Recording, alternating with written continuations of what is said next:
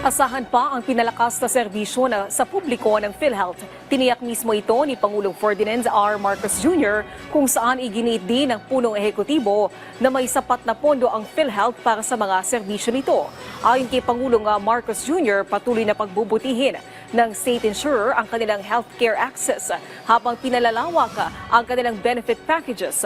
Sa katunayan, mismong ang presidente ang nagdala ng serbisyong pangkalusugan sa probinsya ng Rizal nitong Biyernes kung saan kabilang sa mga ito ay ang serbisyo ng PhilHealth.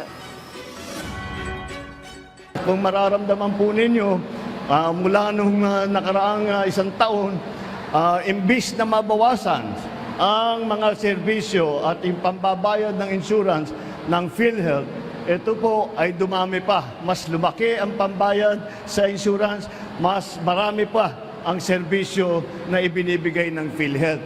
Napakahalaga po niyan dahil po, alam naman po natin, lalong-lalo na sa mga nagtatrabaho, sa mga manggagawa, bawal magkasakit.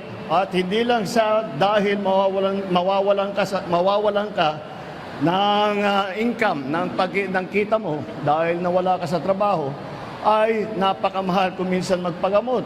Kaya nandyan po ang PhilHealth at nandyan po sila upang tanggapin lahat po ng impormasyon ninyo at ilalagay po nila sa kanilang data center at makakapagbigay po sila ng PhilHealth na ID.